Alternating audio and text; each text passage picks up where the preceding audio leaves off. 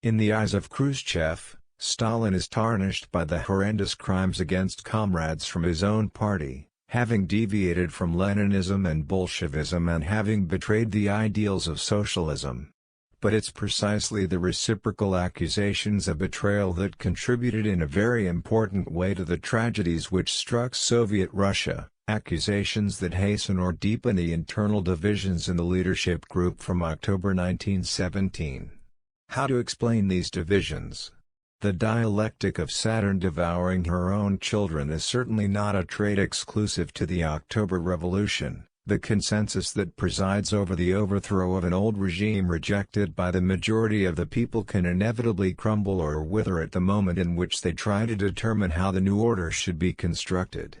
This is also true for the English and American revolutions. 129 But this dialectic in Russia is felt in a particularly violent and prolonged way. Even at the time of the Tsarist autocracy's collapse, while the attempts to restore the monarchy or to establish a military dictatorship persist, there's a painful decision imposed on those who are determined to avoid a return to the past, to concentrate on peace first or, as the Mensheviks argue, to continue or even intensify the war efforts, rallying Russia behind the slogan of democratic interventionism. The consolidation of the Bolshevik victory in no way ends the dialectic of Saturn, which gets further intensified. In fact, Lenin's call for the conquest of power and the revolution's transformation in a socialist direction is considered an intolerable deviation from Marxism in the eyes of Kamenev and Zinoviev, who alert the Mensheviks to the situation and therefore invite upon themselves the accusation of betrayal from the majority of the Bolshevik Party.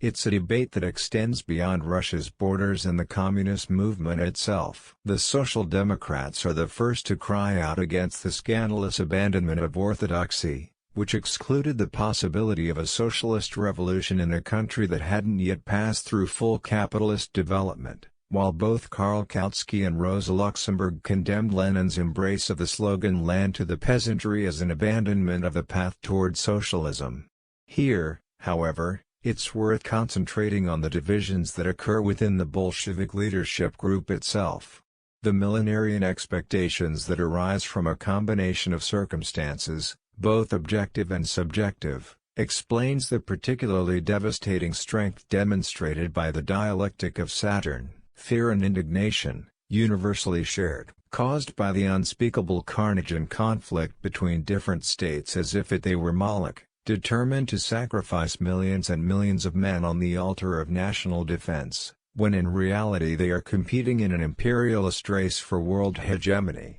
All of this strengthens the demand for a completely new political and social order. It's a matter of once and for all ripping out the roots from which all the horrors since 1914 had emerged. Nurtured by a worldview, which with Marx and Engels appears to call for a future without national borders, market relations, a state apparatus, and even judicial coercion, and by an almost religious approach to the texts of the communist movement's founders, that demand could only be a disappointment once the structure of the new order begins to take form. Therefore, well before being central to Trotsky's thoughts and the criticisms he made, and after having already manifested itself during the collapse of the Tsarist autocracy, the theme of the revolution betrayed looms like a shadow over the history that begins with the Bolshevik rise to power. The accusation or the suspicion of betrayal emerges at every turn of this particularly tortured revolution, driven by the government's need to reconsider some of the original utopian motives,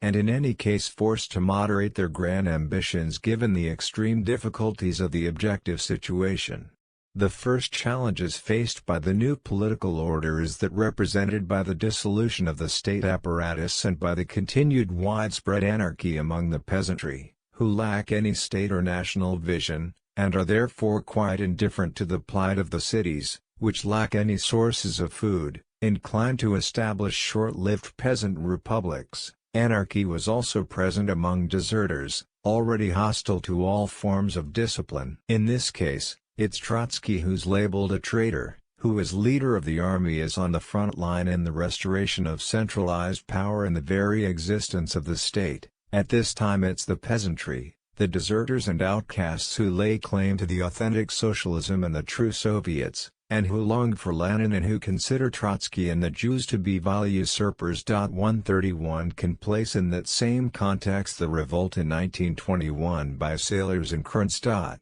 From what it appears, on this occasion Stalin had spoken in favor of a more cautious approach, that is, waiting for the depletion of fuel and food provisions available to the besieged fortress, but in a situation in which the danger of civil war and intervention by counter-revolutionary powers had not yet vanished, a quick military solution ends up being imposed. Again, it's Trotsky, the police officer or marshal, who is considered the defender of bureaucratic organization, dictator, and, in the last analysis, traitor to the original spirit of the revolution. Trotsky, for his part, suspects Zinoviev of having for weeks encouraged the agitation that then turns into a revolt, demagogically wielding the banner of worker democracy like in 1917.